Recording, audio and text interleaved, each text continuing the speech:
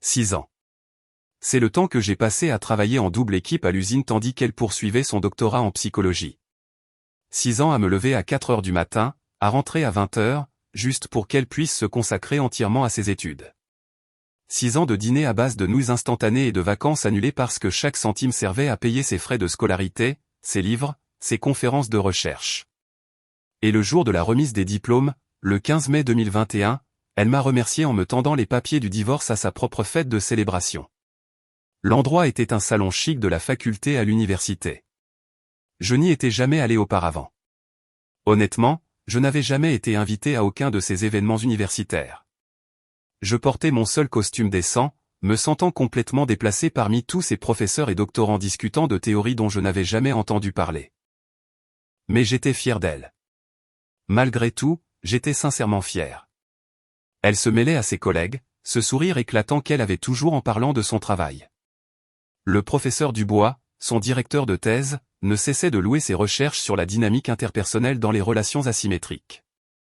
Quoi que cela puisse signifier, j'étais près de la table des rafraîchissements, sirotant un gobelet en plastique de punch, quand elle s'est approchée de moi avec cette enveloppe. « Tiens, dit-elle assez fort pour que plusieurs personnes proches puissent l'entendre. J'ai quelque chose pour toi. » J'ai pensé que c'était peut-être une carte de remerciement, quelque chose de gentil. Après tout, c'était censé être notre célébration aussi, n'est-ce pas? J'avais autant sacrifié pour ce diplôme qu'elle. J'ai ouvert l'enveloppe. Des papiers de divorce déjà remplis, déjà notariés. Félicitations pour ton doctorat, ai-je dit, la regardant droit dans les yeux. Quand as-tu eu le temps de préparer ça? Son visage n'a même pas rougi. J'ai déposé la demande la semaine dernière. Maintenant que j'ai mon diplôme et que je peux enfin être indépendante, je n'ai plus besoin de traîner un boulet.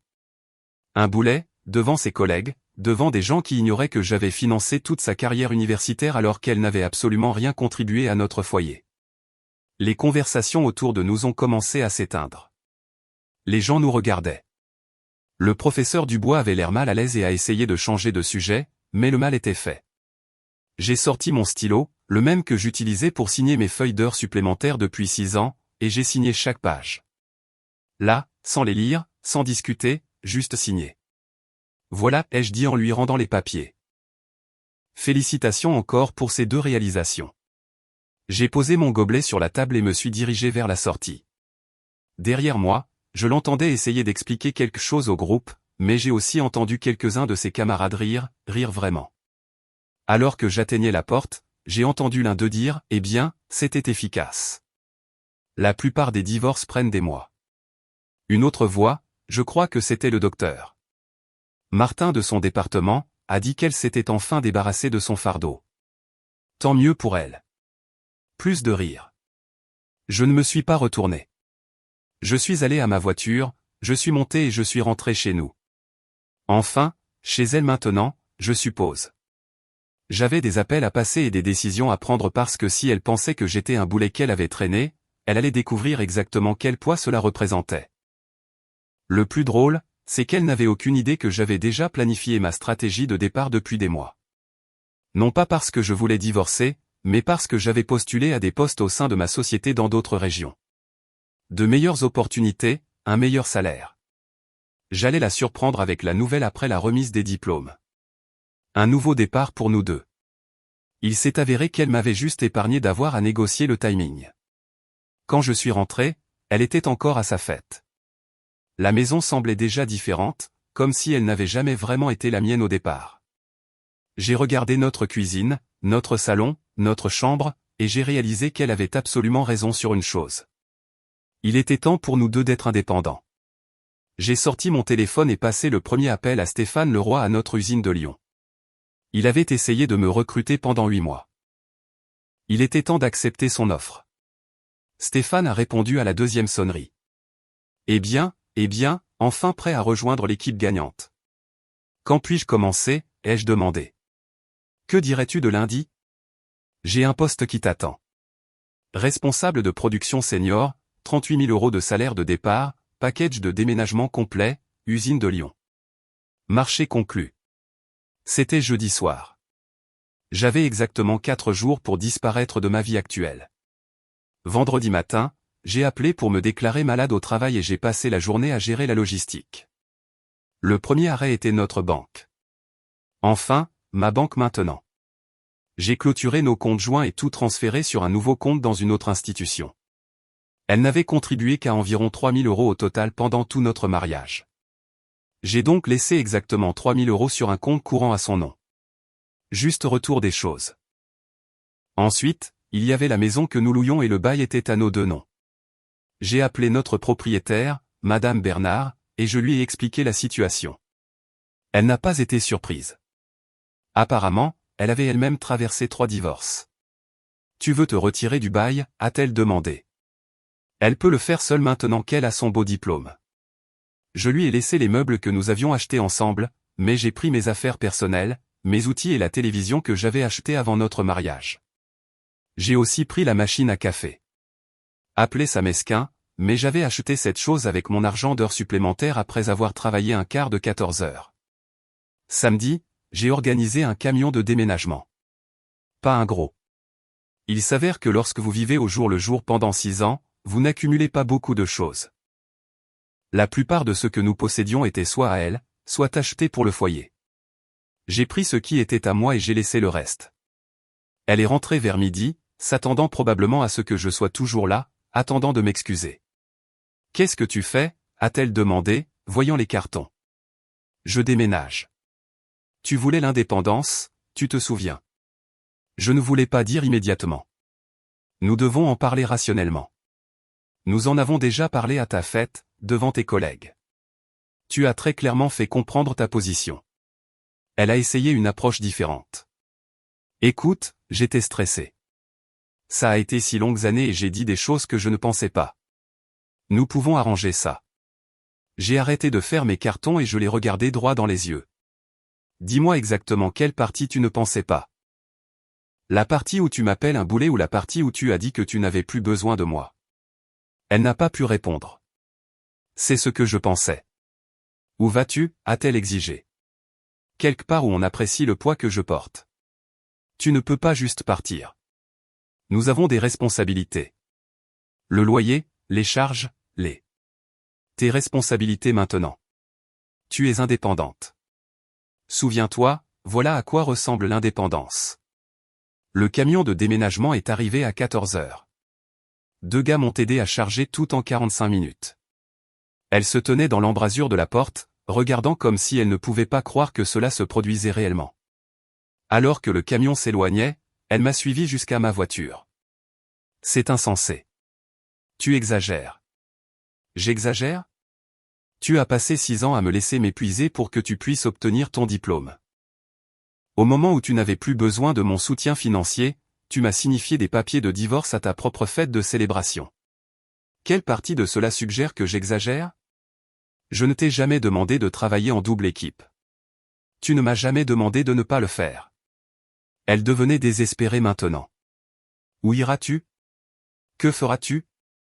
Je trouverai bien. Je suis plutôt doué pour porter des boulets, tu te souviens ?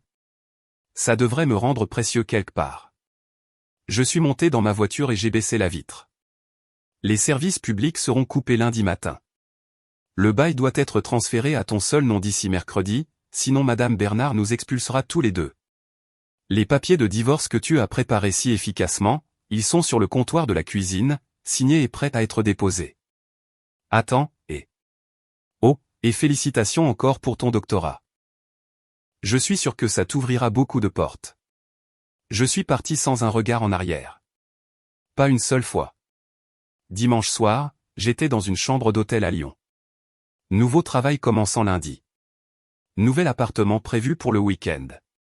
Nouveau numéro de téléphone déjà actif.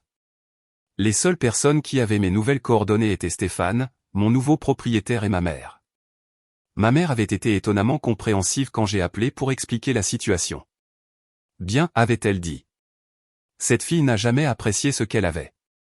Lundi matin, je suis entré à mon nouveau travail vêtu d'une chemise blanche impeccable et du même costume que j'avais porté à la fête de remise des diplômes. Stéphane m'a présenté à l'équipe comme le gars qui allait révolutionner notre efficacité de production.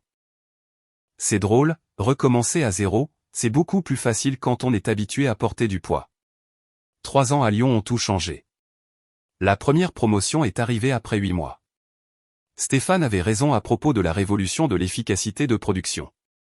J'ai mis en place un système de planification qui a augmenté la production de 23% tout en réduisant les coûts des heures supplémentaires. L'entreprise l'a remarqué. La deuxième année, j'étais directeur adjoint de l'usine. La troisième année, je dirigeais toute l'opération. Le salaire est passé de 38 000 € à 50 000 €, puis à 85 000 €. Pas mal pour un boulet. J'ai acheté une maison à Villeurbanne. Rien de fantaisiste, mais c'était la mienne. 3 chambres, 2 salles de bain, un garage, un quartier agréable. Le genre d'endroit dont je rêvais pendant ces années de doubles équipes, mais que je n'aurais jamais pensé pouvoir me payer. Et puis il y a eu Mélissa. Je l'ai rencontrée lors d'un séminaire de formation en entreprise la deuxième année. Elle travaillait pour l'une de nos entreprises fournisseurs, elle avait un doctorat en ingénierie industrielle de l'université de Grenoble. Mais voici la différence. Elle me traitait comme un partenaire égal, pas comme un employé. Quand elle a découvert que je dirigeais des installations de production depuis plus de 10 ans sans diplôme, elle a été impressionnée, pas condescendante. L'expérience l'emporte toujours sur la théorie, avait-elle dit. Je peux calculer les débits optimaux toute la journée, mais c'est toi qui les fais fonctionner sur le terrain. Nous étions ensemble depuis 8 mois maintenant. Elle avait sa propre maison, sa propre carrière, sa propre vie. Quand nous passions du temps ensemble, c'était parce que nous le voulions, pas parce que l'un de nous avait besoin de l'autre pour survivre. Pendant ce temps, dans ma région d'origine, mon ex-femme était occupée à essayer de me retrouver. Je le savais parce que ma mère m'appelait tous les quelques mois avec des nouvelles que je ne demandais jamais. Elle a encore appelé, disait maman, voulant savoir comment te joindre. Qu'est-ce que tu lui as dit? La même chose que je lui dis toujours. Que tu vas bien et que tu ne veux aucun contact. Bien. Les tentatives n'étaient pas subtiles. Elle a essayé de me contacter par l'intermédiaire d'anciens collègues à l'usine. Mon ancien supérieur, Bruno Lefebvre, m'a dit qu'elle y était venue 2 fois pour demander ma nouvelle adresse. Bruno lui a dit qu'il ne l'avait pas, ce qui était vrai. Je m'en étais assuré. Elle avait créé de faux profils sur les réseaux sociaux pour essayer de m'ajouter en ami. J'ai supprimé mes comptes entièrement après la deuxième tentative. Qui a besoin de Facebook quand votre vie vaut réellement la peine d'être vécue? Elle avait même appelé mon ancien dentiste, le docteur Fournier, pour essayer d'obtenir des informations de renvoi. Il lui a dit qu'il n'était pas autorisé à partager des informations sur les patients, puis m'a appelé pour me prévenir de la tentative. Elle semblait assez désespérée, avait-il dit. Elle n'arrêtait pas de dire que c'était une affaire de famille urgente. A-t-elle mentionné quel genre d'affaire de famille nécessite de contacter un ex-mari? Non. Mais elle n'avait pas l'air d'une personne ayant une affaire de famille urgente. Elle avait l'air d'une personne pleine de regrets. Les tentatives les plus persistantes sont venues par l'intermédiaire de nos amis communs. Mon ami Nicolas Dupont recevait des appels tous les quelques mois. Elle veut que je lui donne ton numéro, m'a dit Nicolas lors de l'un de nos appels téléphoniques trimestriels. Et tu lui dis que je ne l'ai pas, ce qui n'est pas techniquement un mensonge puisque tu m'as fait le supprimer et que tu ne m'appelles que depuis des numéros masqués. J'ai été très clair avec tout le monde de mon ancienne vie. Quiconque lui donnerait des informations sur ma localisation ou mes coordonnées perdrait définitivement l'accès à moi. Cela semble dur, mais c'était nécessaire. J'avais passé 6 ans à être pris pour acquis. Je ne voulais pas y retourner. Le plus drôle, c'était d'entendre parler de ces difficultés par le bouche à oreille. Il s'avère qu'avoir un doctorat en psychologie ne se traduit pas automatiquement par une réussite professionnelle. Elle travaillait à temps partiel dans un centre de conseil, gagnant peut-être 35 000 € par an. Le loyer de la maison était passé de 1 200 € par mois à 1 400 € lorsqu'elle a renouvelé le bail seul. Sans mon revenu, elle avait dû prendre un colocataire. Nicolas a mentionné qu'elle avait essayé de sortir avec des gens, mais que rien n'avait fonctionné. Elle compare tout le monde à toi, avait-il dit. Ce qui est ironique étant donné qu'elle t'a jeté. Elle ne m'a pas jeté. Elle m'a libéré. Et c'était la pure vérité. Ces 3 années à Lyon m'avaient montré à quoi ressemblait une relation saine. Mélissa et moi partagions les additions de dîner. Nous organisions les rendez-vous à tour de rôle. Quand elle travaillait tard sur un projet, je ne lui en voulais pas. Je la soutenais.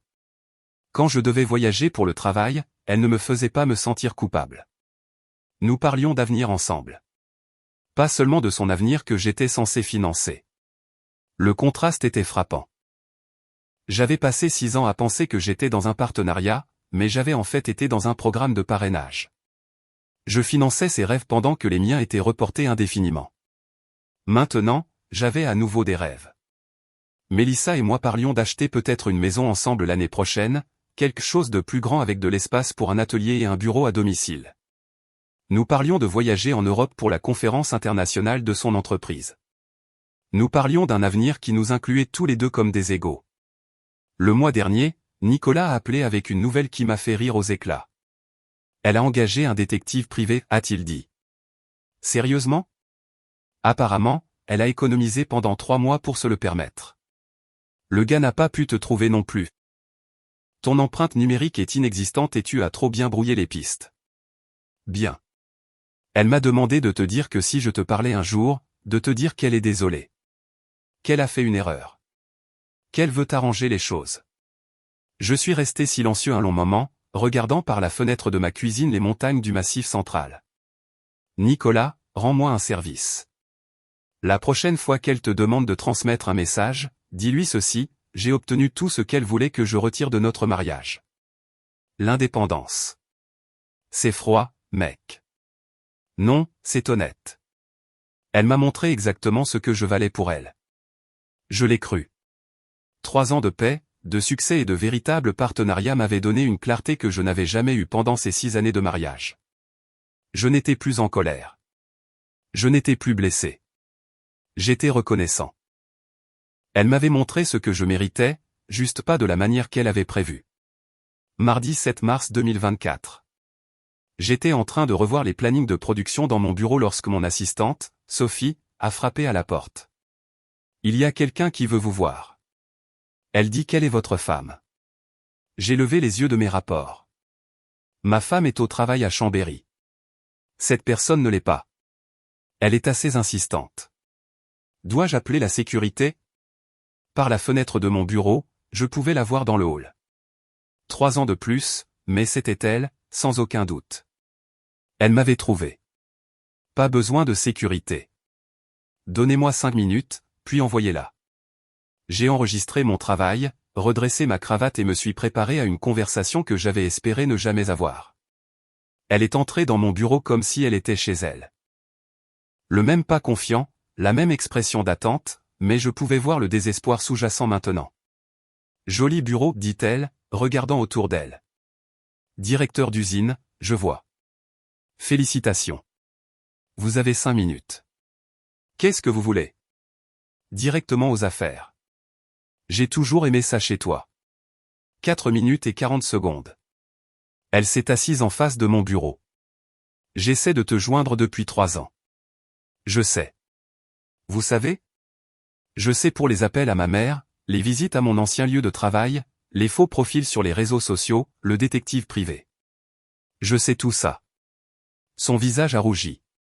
Alors vous savez que j'ai besoin de vous parler. Besoin et vouloir sont 2 choses différentes.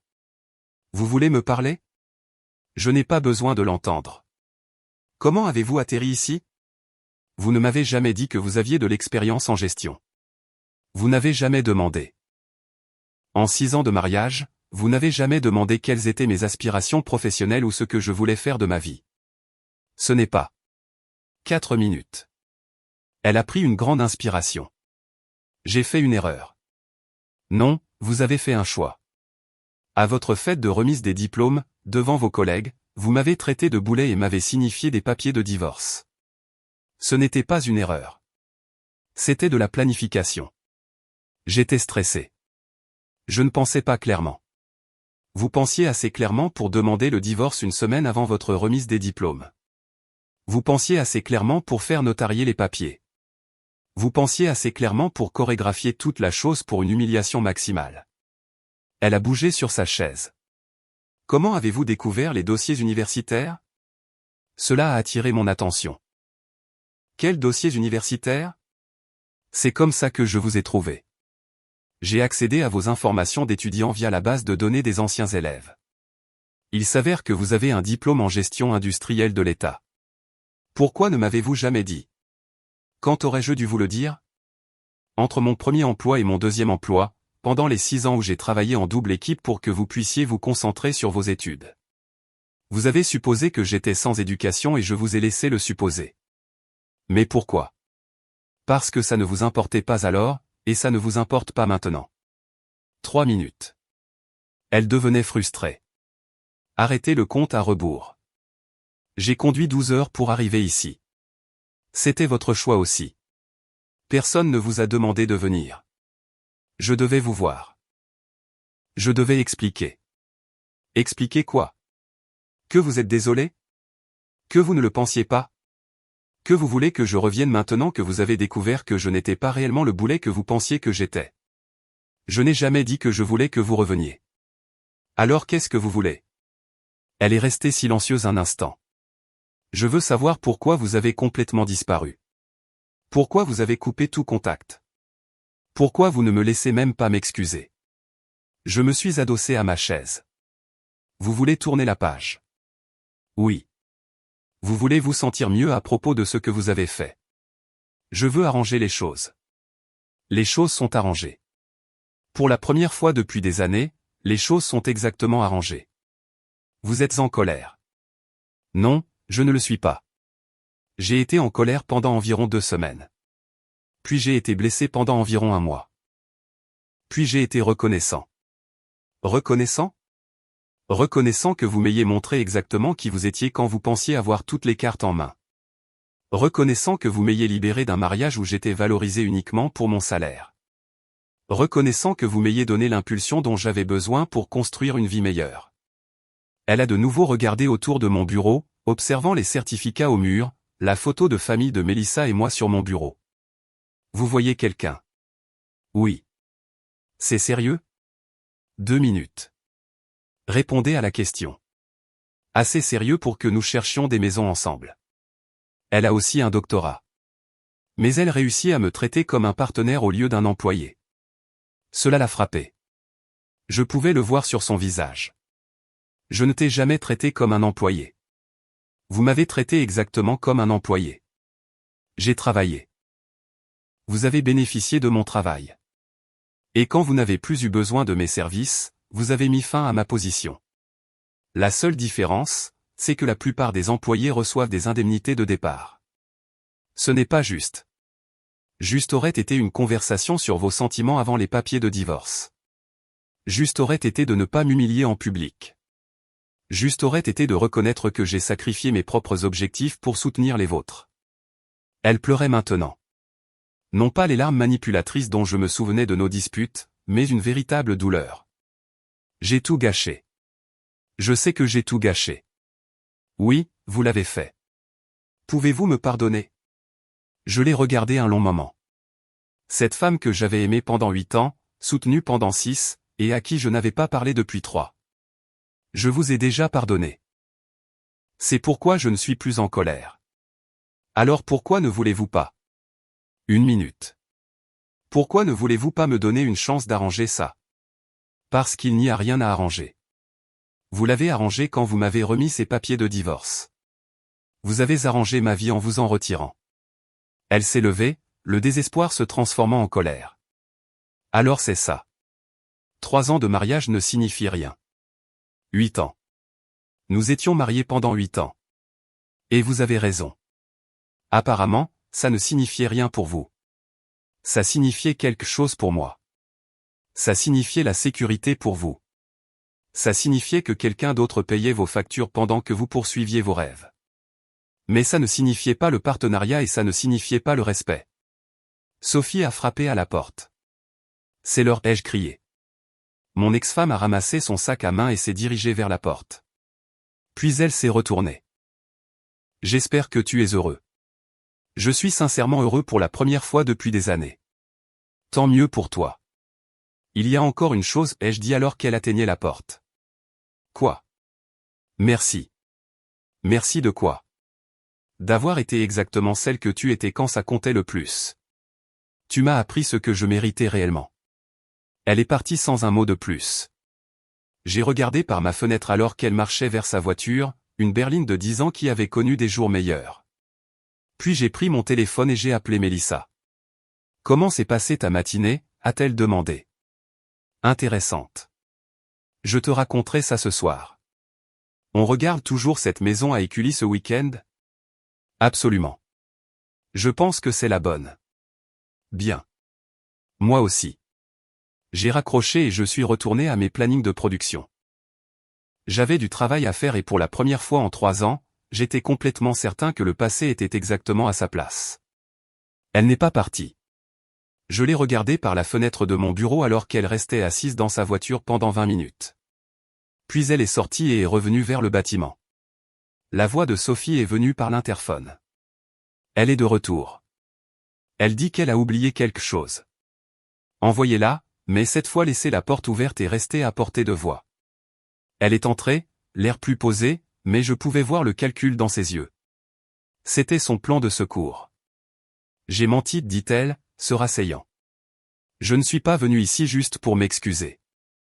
Je sais. Vous savez, vous avez conduit 12 heures et engagé un détective privé. Ce n'est pas un comportement d'excuse. C'est un comportement de désespoir. Qu'est-ce que vous voulez réellement? Elle a pris une grande inspiration. Je veux que tu rentres à la maison. Je suis à la maison. C'est ma maison maintenant. Je veux dire, reviens vers moi. Vers nous. J'ai ouvert le tiroir de mon bureau et j'ai sorti mon téléphone. Vous souvenez-vous de ce que vous avez dit à votre fête de remise des diplômes? Nous avons déjà abordé ça. Nous avons abordé ce que vous m'avez dit, mais vous avez dit plus que ça, n'est-ce pas? Son visage est devenu pâle. De quoi parlez-vous? J'ai fait défiler mes contacts et j'ai trouvé le numéro que je cherchais. Nicolas Dupont était à votre fête. Saviez-vous qu'il enregistre tout sur son téléphone? Vieille habitude de ses jours de journalisme. Vous bluffez. J'ai appuyé sur le bouton d'appel et j'ai mis le haut-parleur. Nicolas a répondu après 2 sonneries. Salut, l'étranger. Comment Lyon te traite? Bien. Nicolas, j'ai une situation ici. Tu te souviens de cet enregistrement que tu as fait à la fête de remise des diplômes? La conversation après mon départ? Oh, cet enregistrement? Oui, je l'ai toujours. Quoi? Pourrais-tu me rejouer la partie où mon ex-femme parle à ses collègues de la perte de son fardeau? Bien sûr. Attends. Il y a eu des bruits. Puis la voix de Nicolas est venue par le haut-parleur. Voilà. La qualité audio n'était pas parfaite, mais c'était assez clair. Sa voix légèrement ivre parlant à ses amis universitaires. Honnêtement, j'aurais dû faire ça il y a des années. Il est gentil, mais il me retient. Pas d'ambition, pas d'éducation, juste content de travailler dans cette usine pour toujours. Maintenant que j'ai mon doctorat, j'ai besoin de quelqu'un qui peut égaler mon niveau intellectuel. Une autre voix. Je reconnaissais le docteur. Martin. Dur mais pratique. On ne peut pas construire un avenir avec quelqu'un qui atteint son apogée en tant que chef d'équipe. Sa voix à nouveau, riant. Exactement. Je veux dire, j'apprécie tout ce qu'il a fait pour moi, mais c'était avant. C'est maintenant. J'ai besoin d'un partenaire, pas d'indépendant. Plus de rire du groupe. Nicolas, c'est suffisant, ai-je dit. Tu veux que je joue la partie où elle parle de trouver quelqu'un dans le milieu universitaire? Non, c'est suffisant. Merci. J'ai raccroché et je l'ai regardée. Elle fixait le téléphone comme si c'était une arme. Ce n'était pas. Je buvais. Les gens disent des choses qu'ils ne pensent pas quand ils célèbrent. Vraiment? Ou disent-ils des choses qu'ils pensent, mais qu'ils n'ont généralement pas le courage de dire à voix haute? Je ne pensais rien de tout ça. Quelle partie? La partie où je n'ai aucune ambition? La partie où j'ai atteint mon apogée en tant que chef d'équipe?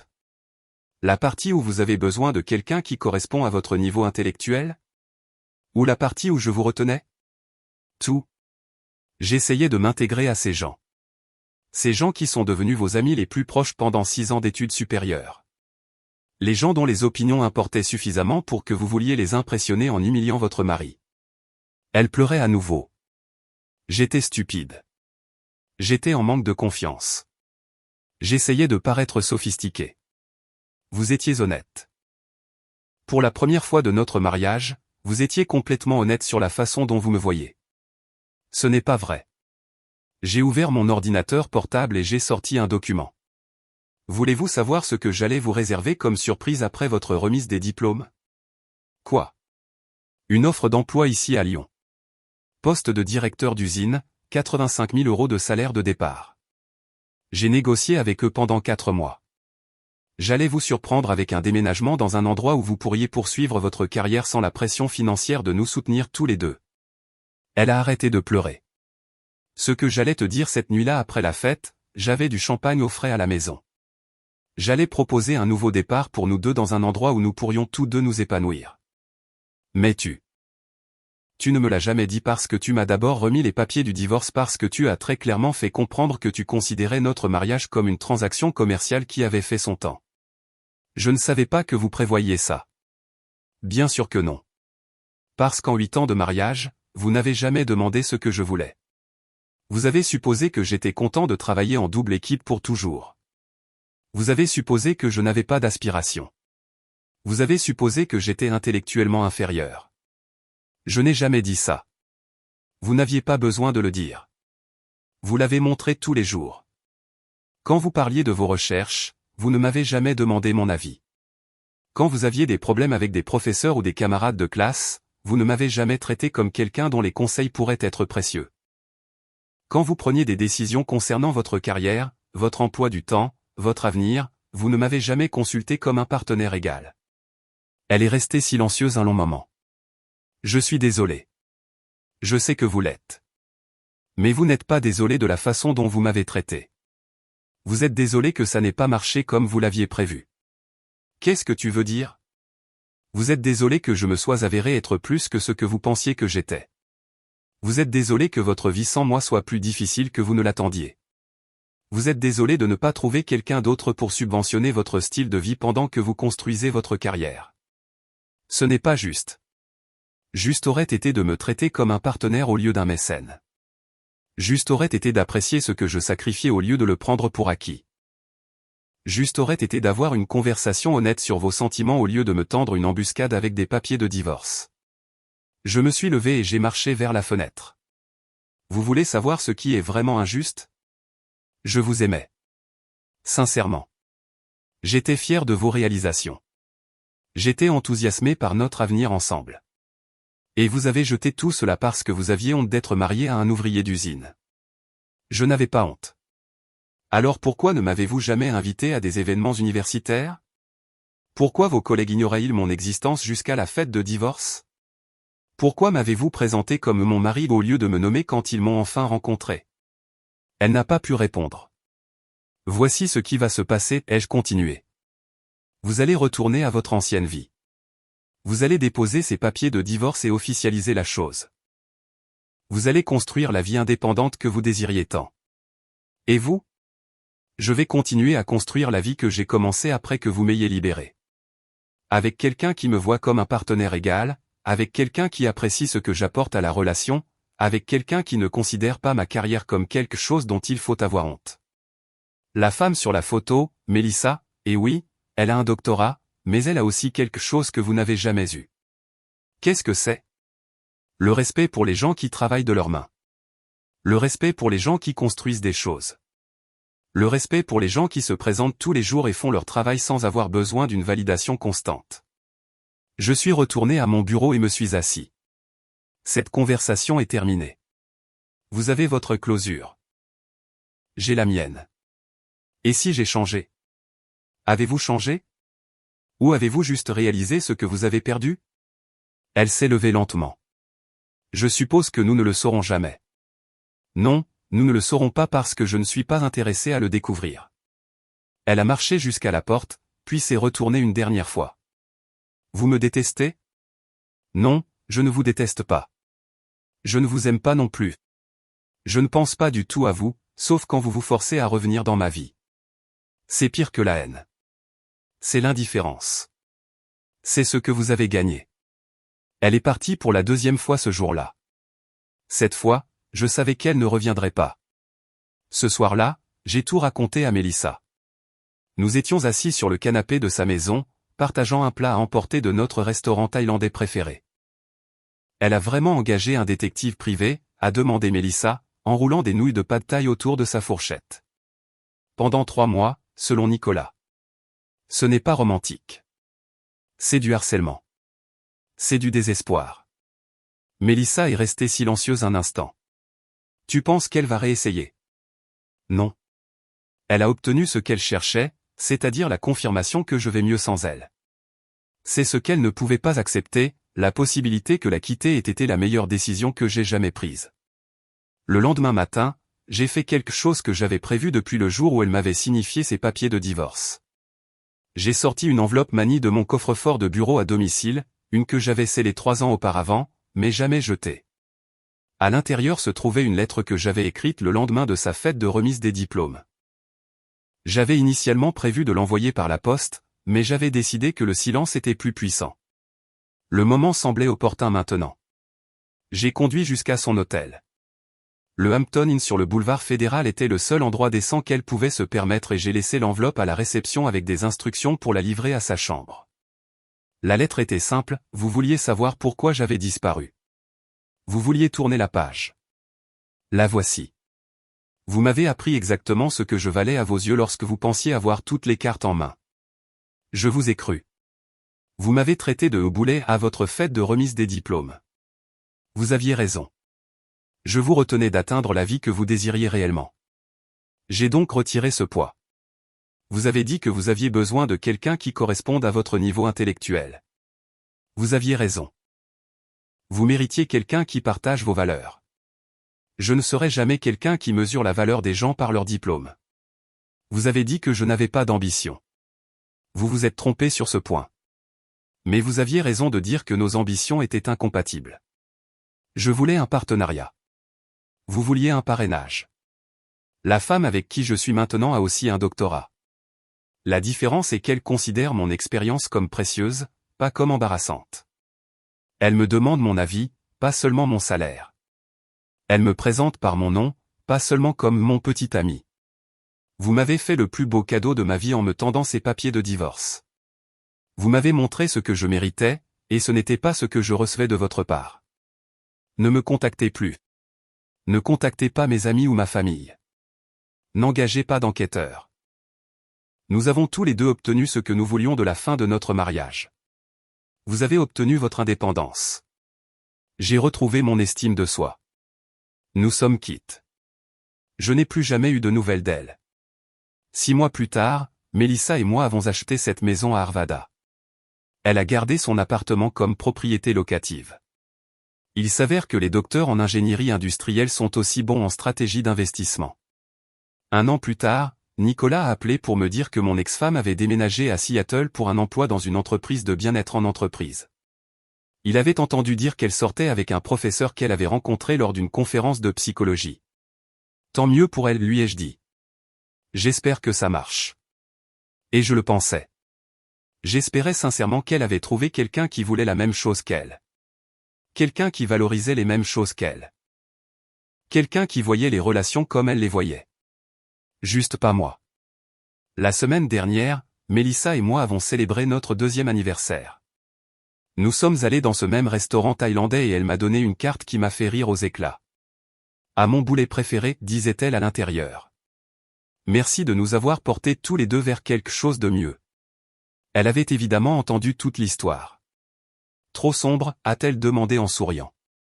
Parfait, ai-je dit, absolument parfait. Certains pensent que le divorce est un échec. Je pense que mon divorce a été une remise de diplôme.